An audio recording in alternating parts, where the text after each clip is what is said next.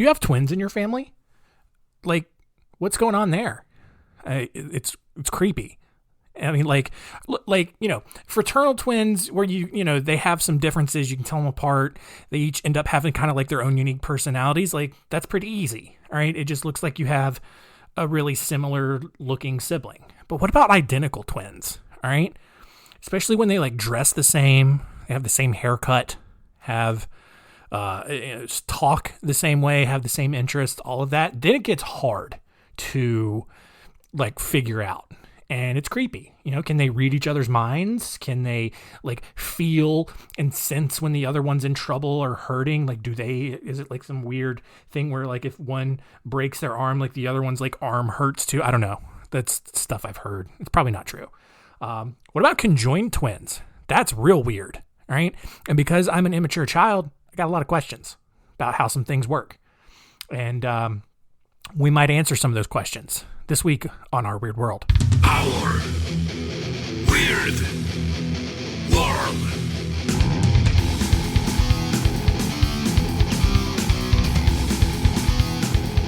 Welcome to Our Weird World. I am your host, John Henson, and this week, talking about twins. Interesting sets of twins from history doing weird things, all right?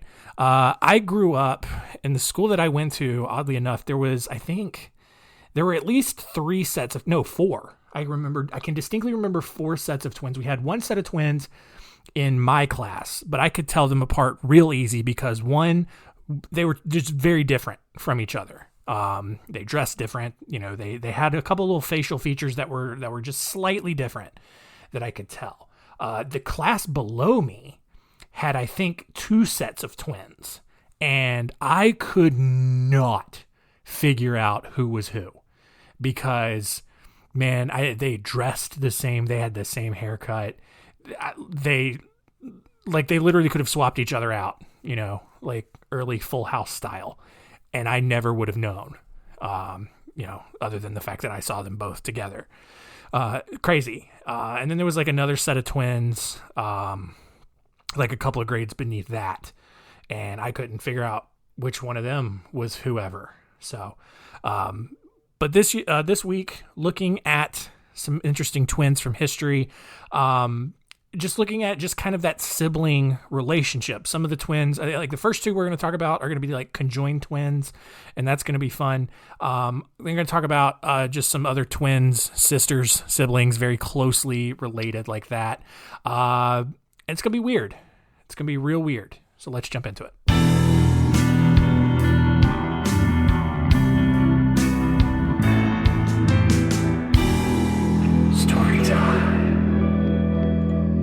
Our first story is about Lazarus and Johannes Baptista Colloredo. I think that's probably how you say it. Colloredo. Yeah, sure. Who were born in Genoa, Italy on March 20th, 1617, going way back here to start. What made these twins special was that the 2 boys were joined together like at the torso. So their entire upper half was conjoined. Lazarus was mostly normal, while Johannes seemed mostly brain dead and just kind of hung off of Lazarus's body, like with his mouth open and his eyes closed. He never really acknowledged anything. He was just like, the whole time. Even more, Lazarus was the only one who ate and used the bathroom, even though, Johannes grew and aged at the same rate. I believe that like Johannes kind of like had his own like, butthole, I think. I don't know if they, maybe I get to it here in a second, but, I don't know if they, had their own sexual organs or if they shared one. Clearly they shared a full digestive tract, if Lazarus was the only one that ate. But yeah, I mean, Johannes was just kind of like this big parasite almost. He grew and aged the same way that Lazarus did. The only real sign of life that Johannes really ever exuded was like a slight twitch of his arm and like some occasional like frothy saliva that would form around his mouth. Otherwise, like just completely nonverbal. Just kind of, like I said, just a giant tumor, little giant parasite there. And because there was really nothing else they could do, the twins joined a traveling circus and toured around Italy, Germany, Spain, and France, and then eventually to London. And Lazarus, like, for the most part, he was known as a gentleman. He was quite handsome, apparently. You know, if you could look past the other half of a human being that was like kind of growing out of his stomach. During their stay in France, Lazarus played handball with a man named Henry Sauval. Sorry, I don't know why I said it weird like that. You know, and handball, you know, is basically like, if you've never seen it, it's basically like soccer, but you can use your hands, which I don't know why that's not more popular than soccer. I don't know. Seems pretty cool to me. Let's see. Where were we? So yeah, so like if you can imagine Lazarus, he's kind of running around playing handball, and he's got Johannes like kind of tied up against him, so he's not like flailing around everywhere. Because that would be pretty funny, you know. Lazarus just kind of like going out for a run, and then Johannes is just like like flopping around. That's mean. That's probably not okay. Lazarus also told Sauval that he had killed a man in a bar fight after the man had teased him. Lazarus, I don't know why I keep saying Lazarus. Like, why do I have a lisp all of a sudden? It's like, are there like, you know, do twins have like eternal superpowers and there's just like one floating around here, like disrupting my speech because he thinks I'm going to make fun of twins? I'm not. I just have genuine questions. I'm telling stories. But yeah, Lazarus had apparently been sentenced to death for this murder, but he had convinced the court to let him go free after explaining that like executing him would unjustly also kill Johannes. And, you know, the court bought it. And following like a tour over in Britain and Scotland, the twins mostly disappeared from history. We don't really know what happened to them after that. And despite, you know, having Johannes like on him and taking up, you know, almost his entire front half, Lazarus actually did find love, and he got married and he had children. Now, this obviously brings up a lot of questions. All right. How do you have sex when you essentially have another person like growing off of you and in the way? All right. I'm trying to think about this. You know, did he lie on his back and then also like spread Johannes's like limp legs like to the side? And then, you know, and then like his wife or whatever just has to look at Johannes's back while she's doing it? Or was Lazarus the one on top, and then Johannes just kind of became like the meat in this weird, gross sandwich? All right, these are the kind of things I think about, you guys.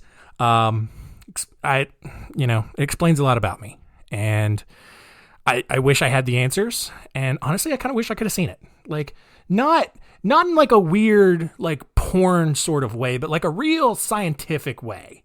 You know, like, you know how you watched, maybe some of you, I didn't, but like, you know how some of you watched like a childbirth video in health class?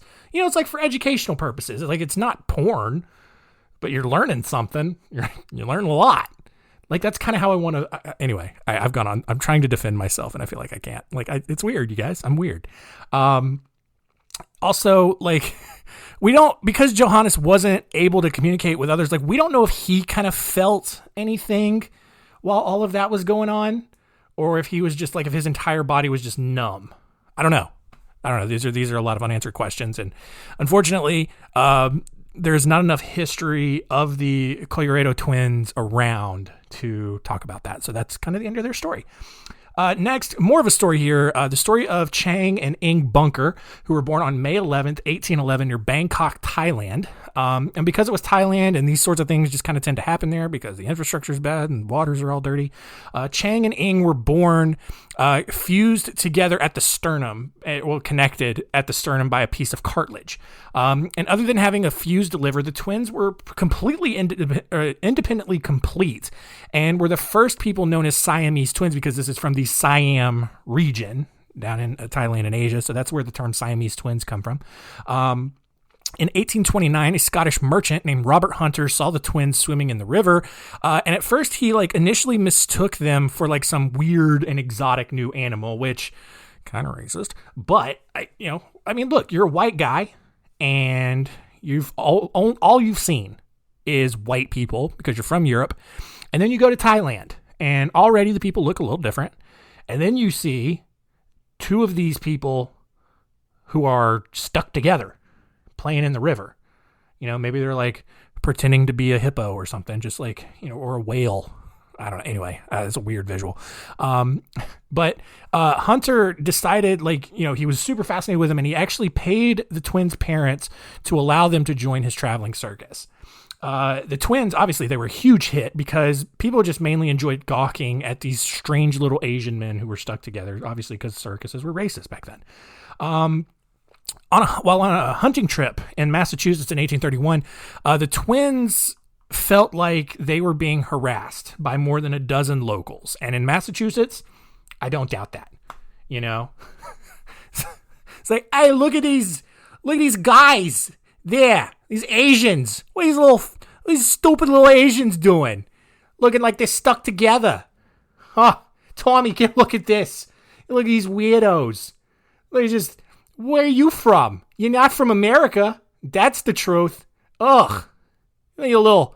I don't know. I don't know where I'm going with it. Every chance I get, I like to do a bad Boston accent because it's just fun for me. And, Anyway. Where were we? I've lost my place entirely.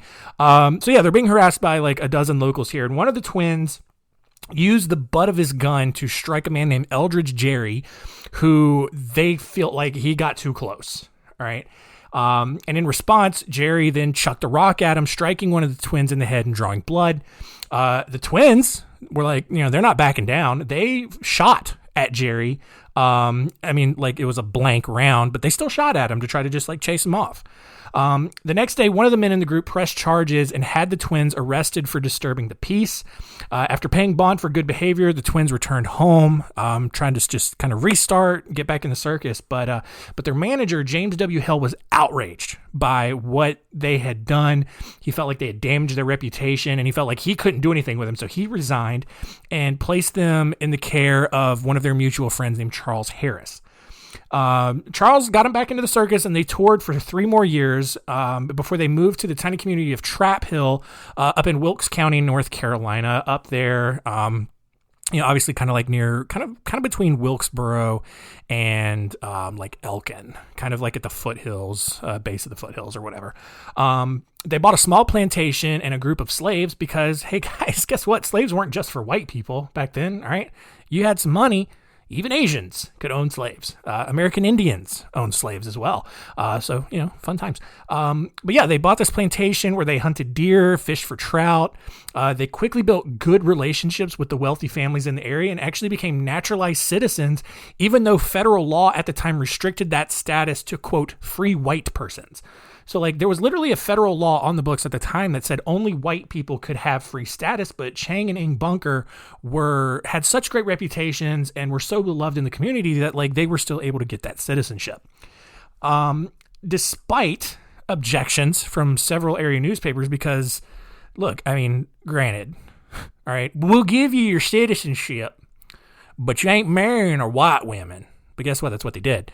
They married Adelaide and Sarah Ann Yates on April 13th, 1843.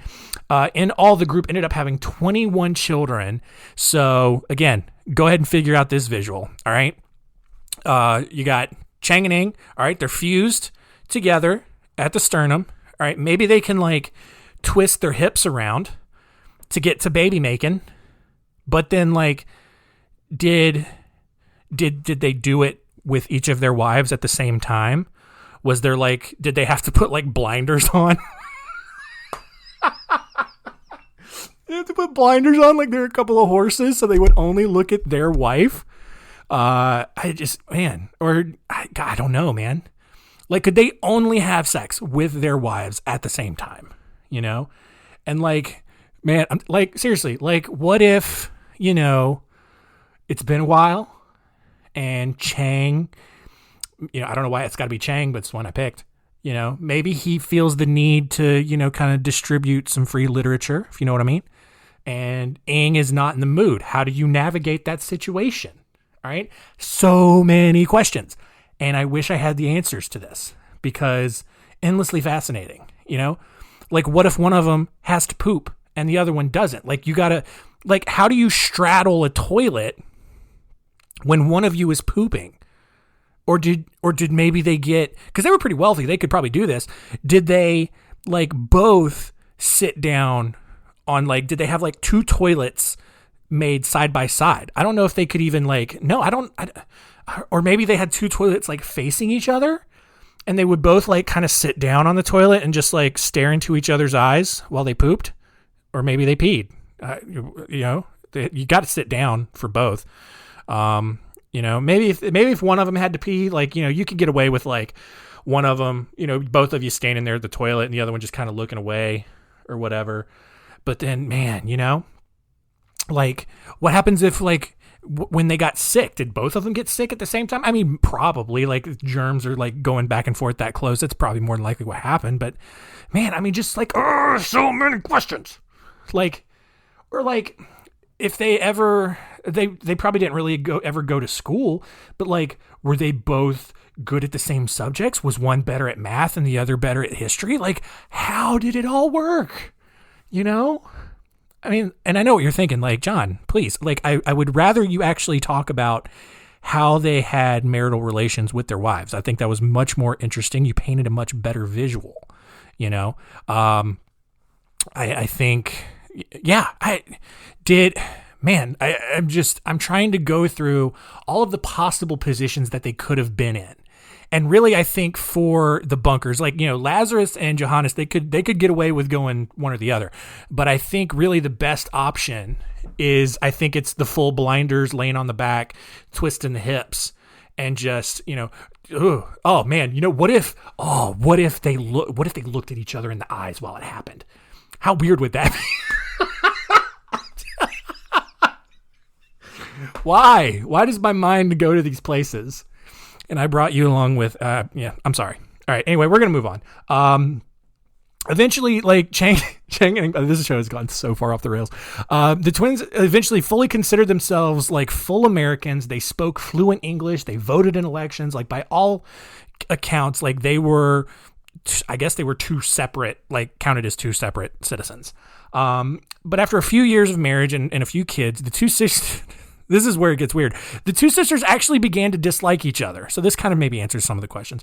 Actually, it just brings up more questions. But like the two sisters literally, like they began to dislike each other. They could not stand being around each other, but like they couldn't tear the family apart. Like they couldn't literally tear them apart. Like Chang and Eng are a package deal. So what happened was the Chang and Eng used the wealth that they'd accumulated over the years and had separate houses constructed in the nearby town of White Plains. And every 3 days, Chang and Eng would switch between each wife's home. All right. So now, like, what's the rule here? You know, oh, we're going to Chang's house for the weekend. All right, Eng, listen, buddy, this is my wife. Granted, they're sisters, they look similar, but you can't look at my wife, dude. This is my wife. I got to do my job here, all right? Got a couple more kids to bang out here, all right? I need you to just close your eyes the entire time, all right? Please don't look at me while I'm doing it because that makes me uncomfortable. I already have to really psych myself up to get over the feeling of your hot breath against my neck every time I'm doing it because it just makes it real difficult for me. And if you can just not look at me and just, I don't know, distract yourself somehow, read a magazine. I don't know. Like, how does that work? How does it work? Oh God, I wish, these are the questions. All right. I don't care how the universe was created. I want to know how Chang and Eng Bunker had sex with their wives before and after they moved out of each other's houses. That's what keeps me up at night. Unfortunately for the Bunkers, the Civil War and the now worthless Confederate currency that they had been accumulating really took a toll on their finances. And eventually the twins were broke and left with no choice but to return rejoin the traveling circus to support their just massive families that they had built. Unfortunately, they never really regained the same popularity with Northern audiences thanks to their lives as slaveholders in the South. In 1870, Chang suffered a stroke on a return trip from a tour in Europe. And then actually 4 years later, he ended up dying in his sleep. And when Aang awoke to his dead brother, which I guess now is just technically a really big tumor, he understandably freaked out. I get it. Waking up next to a dead person who's not attached to you is probably pretty traumatizing. But then to wake up to a person who's literally been attached to you your entire life. All right. I mean, we're talking almost 60 years at this point. Gotta be horrifying. All right. And he freaks out and he thinks that he's about to die as well. And look, if they had shared a heart rather than just a liver, yeah, absolutely. But since the liver was the only thing they shared, like Aang actually did have a chance to survive. A doctor was called in to perform an emergency separation, but Aang actually did end up dying 3 hours later from a heart attack because he just could not calm down because one, it's his brother who just died, traumatizing, devastating. But then you also think that you're about to die. You think you're literally looking at your future. And your future is coming up real fast. So he did not make it. Their fused liver was actually salvaged and is actually on display right now in a museum in Philadelphia. All right. So fun times. All right. I think we're mostly out of the weird stuff now. All right. We've got 3 more stories. And we can get out of here. This is a story of the Pollock sisters. So these are not so these are still twins, but this is weird. All right. So on May 5th, 1957, Joanna and Jacqueline Pollock, Joanna is 11 years old. Jacqueline is 6. They were walking to church with a friend when they were both hit and killed by a car. Their parents, John and Florence, were obviously devastated, but they vowed to have, they vowed to have 2 more kids to replace them. And much to everyone's surprise, Florence actually ended up giving birth to twin girls a year later, which she named Jillian and Jennifer. Now, John, this entire time, had been prophesying that Florence would give birth to, replacement twins. And that's actually the least weird aspect of the entire story. So not only did these new twins look exactly like Joanna and Jacqueline, but Jennifer actually developed a white line across her forehead and actually had the same birthmark on her left hip that Jacqueline had. Even though the family ended up moving to a new town where when the new twins were still infants, the girls were actually able to point out landmarks back in the old town that the older, the original sisters would have been very familiar with whenever the family went back to visit, So it's these new twins are born, they go to another town. All right. They're not even forming memories yet. And then anytime the family goes back to the old town to visit friends and family, whatever, these new twins recognize landmarks that they had never seen before, but that the original girls would have absolutely known by heart. The girls also, thank you, dog. The girls also ended up naming dolls and stuffed animals that the same names that the old girls had named their toys, including toys belonging to the girls that John and Florence had long gotten rid of. Sorry, I think I messed that up. The girls actually began asking about toys and by name that the original girls had. Even though the new twins had never seen these toys, John and Florence had gotten rid of them after the girls had died. And these twins are starting to ask for them by name. On several occasions, the twins claimed to have the same nightmare of being run over by a car. So reincarnation, what's going on? Even stranger, as soon as the twins turned 5 years old, everything stopped. And they stopped recalling things from the original girls' lives. They stopped like having the nightmares, everything. It all just stopped. And that's all we know. Like the girls were interviewed about it. The twins were interviewed about it, and they have no idea what anybody's talking about. So who knows? Big mystery there. Next is the story of Jennifer and June Gibbons, who were born on April 11th, 1963, to a pair of Caribbean immigrants who were also members of the Royal Air Force in England. Although they were born at a military hospital in Yemen, the family arrived in England before moving to Wales in 1974. And if you're, obviously Caribbean heritage, you're black, and being the only black children in an otherwise all-white world in England, the girls really started to rely on themselves. They became practically inseparable. And they even went so far as to actually make up their own language so that they could just communicate with each other and just kind of exclude this white world around them. And because British people are super racist, not sure if you knew that, British people, pretty racist. Jennifer and June were treated poorly in school, and they became such a distraction because all of the other kids were being so racist that they were actually dismissed early each day as a way to prevent them from being bullied by other kids on their way home. Eventually, the twins just stopped speaking to everyone.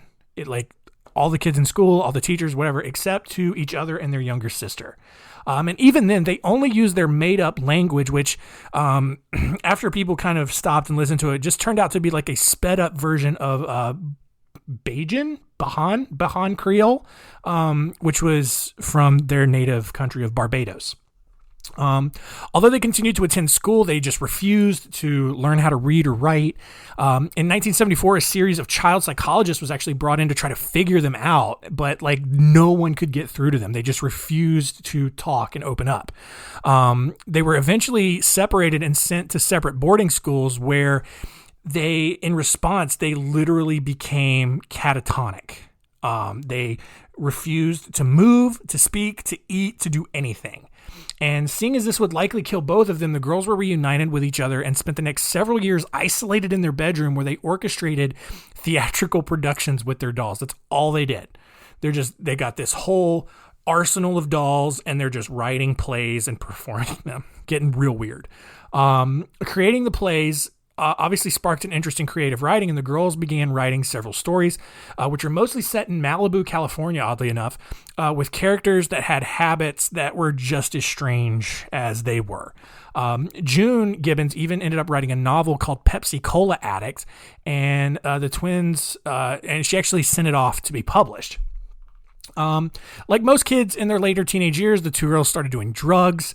In 1981, they started leaving their bedroom and started committing petty crimes like vandalism and arson.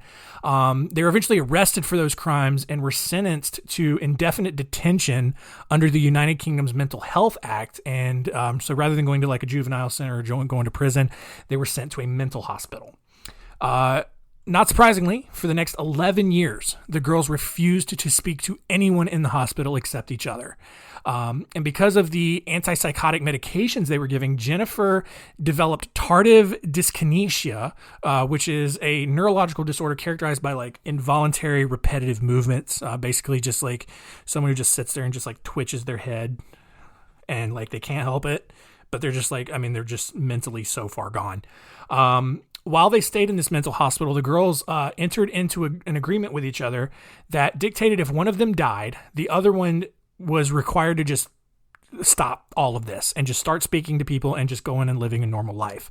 But they also soon came to realize they're not leaving this mental hospital, but they both kind of wanted to get out and live a normal life, if not for just the sake of the other one. And so they started to believe that one of them had to die in order for them to have a chance at a normal life. And since Jennifer had kind of already seemingly begun to mentally deteriorate with the tardive dyskinesia, she agreed to be kind of this sacrificial lamb. And so when the girls were summoned to be transferred to a different hospital on March 9th, 1993, Jennifer was found unresponsive, and she was pronounced dead a short time later of heart inflammation. Following Jennifer's death, June held up her end of the agreement and started talking to everyone She was interviewed by Harper's Bazaar and The Guardian and just told her life story, basically provided like all the details that I've just told. And since she was acting normal now, by all accounts, she was soon released from the hospital and moved back in to live with her family in Wales. And as of now, as far as I know, she just is living a normal life out there, just like as if none of this ever happened. So weird.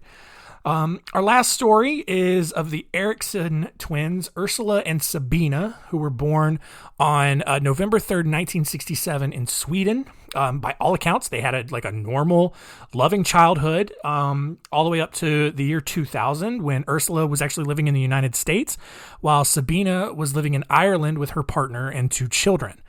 On May 16th, 2008, Ursula traveled to Ireland to visit her twin sister, and then things kind of got weird. Following a fight between Sabina and her partner, the 2 sisters sneaked out of the house and traveled by ferry over to Liverpool, England. The next day, they went to the Liverpool police to report concerns over the safety of Sabina's children before boarding a bus to London. And by early afternoon, on the way out of Liverpool, the bus driver was very aware of how strange the twins were acting and made an unscheduled stop in the town of Kiel to let them off. When the girls tried to board after a quick break, the bus driver asked to search their bags, which, I mean, they were clinging to very tightly. Like, they were obviously hiding something, and they didn't want anybody to know about it. But I don't think they were actually hiding anything. I think they're just both in like this weird mental breakdown right now. When the twins refused to let the bus driver search their bags, they were left behind. Meanwhile, the station manager where the bus had stopped called police because these girls are just like creeping everybody out. Police came, they kind of questioned the girls, see what was going on. But at this point, they seemed harmless, a little weird, but harmless, just some Swedish girls. And the police let them go. The twins then left the station and attempted to cross the M6, which is, England's version of the interstates, on foot, which not recommended. Sabina was promptly struck by a car, but somehow only suffered minor injuries. The resulting car crash from all of the cars trying to dodge her and then subsequently hitting her was caught on film actually by a crew that was filming an episode of Motorway Cops, which I think is England's version of Cops. So as police, ran over to the scene to kind of talk with everyone to figure out what happened, Ursula, without warning, just sprinted right back into traffic and actually ran into the side of a passing truck that was going about 60 miles an hour. Sabina then followed right after her and was hit head on by a Volkswagen. So between the 2 of them, they have been hit by 3 cars now and caused a freeway pileup. Ursula's legs were now crushed and Sabina was knocked unconscious, but they survived. While medics tried to tend to the twins, Ursula screamed and spit at them, claiming that the paramedics weren't real, and Sabina was shouting that the medics were about to steal Ursula's organs. It's crazy, it's just like, the medics aren't real. They're gonna steal the organs for the sister. I'm sorry, I had to do Swedish Chef. If that's the rule, all right? If there's a story about a Swedish person on this show, you get Swedish Chef. So, I make the rules. Anyway, so after claiming that the medics were going to steal Ursula's organs, Sabina then leapt to her feet, called out the police for help, slapped the officer who ran over to then help, and then sprinted back out into traffic. It's like, come help me. And then the officer comes, yes, miss, how can I help you? Slap. Just kidding, and then just sprints off back into traffic. This time, however, Sabina was quickly captured, restrained, and put into an ambulance. Sabina was released after about a 5-hour stay in the hospital, having been deemed psychologically under control. I don't know how you can make that determination in 5 hours. 3 days later, she was released from court after pleading guilty to hitting a police officer and trespassing on the motorway. And while Ursula remained in the hospital, Sabina wandered the streets of the town called Stoke-on-Trent looking for her. She had no idea where she was. Later that night, Sabina met Glenn Hollinshead and Peter Malloy on the street and asked them for directions to a hotel. Hollinshead, after listening to the story felt really sorry for Sabina, and offered to take her back to his house. Sabina accepted, told Hollinshead how she was trying to find her sister, and then after the two started drinking, she started to get really weird again. She was constantly looking out the window. She then offered the men cigarettes, only to then just immediately snatch them out of their mouths and claim they might be poisoned. Like, it's just weird behavior. The next day, Hollinshead made several phone calls to try to help Sabina out and try to find her sister. That night, he then went over to his neighbor's house to ask for some tea bags because, Britons and their tea, before going back inside. But then minutes later, Hollinshead stumbled out of his house and told that same neighbor that Sabina had stabbed him, and then he collapsed and died. Why? Just stabbed him over tea bags, I guess. While that neighbor called for help, Sabina sprinted out of the house with a hammer, hitting herself on the head with it as she ran. Like, it's just a Looney Tunes episode at this point. Just running around, hitting herself on the head with a hammer. A passing driver saw Sabina and then chased her down, took the hammer from her, like wrestled her down to the ground, took the hammer away from her. But then whilst they wrestled, Sabina took a roof tile, of all things, out of her pocket and smashed it over this guy's head. She got up, started running away, but by this time paramedics were coming on the scene. They were starting to catch up to her. Eventually, Sabina made it to the A50, which is another thing for their highway system, and then just jumped off the 40-foot overpass and landed on the pavement below. She broke both ankles and fractured her skull, which incapacitated her enough for paramedics to come and rescue her and take her to the hospital. Sabina was released from the hospital 5 months later and was immediately charged with murder because, yeah, obviously. Her defense argued that she suffered from a condition called folie à deux, which is a shared psychosis in which one twin perceives the same issues and feels the same as another twin. So that kind of answers one of my questions from earlier. It's this weird psychological situation where they do feel each other, maybe. I don't know if it's true or not. Sabina's defense lawyer also argued that she suffered from a rare type of schizophrenia in which she heard voices in her head but had no idea what they were saying. And that's got to be, if that's true, that's got to be so frustrating. All right. Bad enough to hear voices, but then if they're like speaking another language, how upsetting would that be? Oh man. Anyway. Thanks to the fact that Sabina just then refused to answer any questions as to why on earth she did what she did. She was convicted of manslaughter with diminished responsibility, which is that kind of law that a lot of countries have where, it's not guilty by reason of insanity here, where even if you did the most heinous thing, you can get off by this diminished responsibility saying, oh, well, I wasn't in my right mind. What am I going to do? And so she was only given a 5-year prison sentence. Meanwhile, Ursula made a full recovery from the hospital and returned back to the United States. So great. She's running around here somewhere.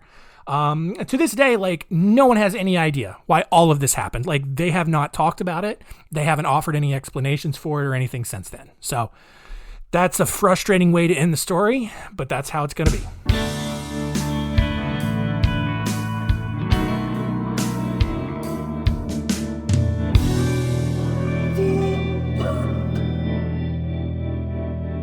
Twins, right? Who knew? Who knew how weird those people could be? But, I don't know. If you are a twin, I would love to hear your story. I would love to know if you really do sense all this stuff, or if all of this is just a giant witch hunt because you have a little clone of yourself right beside you at all times. This was a real eye-opening episode, I think, for a lot of people. So let's recap and see what we learned.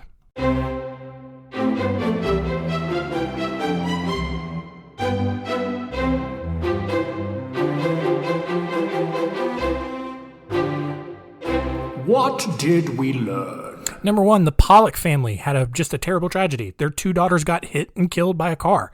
And then they had twins, and those twins were like, yeah, we remember all of that. Where's our doll? And, oh, look, there's the school that we used to go to. Totally remember that. And then they turned 5, and they have no idea what any of all of that they were talking about. Crazy. It's just weird. Number 2, what was going on with the Erickson sisters? They just got together, and then they went crazy, just running all over the freeway, getting hit by cars, and then killing people. I don't know. Number 3, though, I think the big takeaway here, though, is that I am a crazy person, right? That just having this weird fascination with how conjoined twins have sex with their partners. That's weird. All right. And look, I can tell you with full honesty, I'm not gonna search for conjoined twin porn because I don't need that on my browser history. All right, I don't. I'm gonna just be eternally curious for what that's like.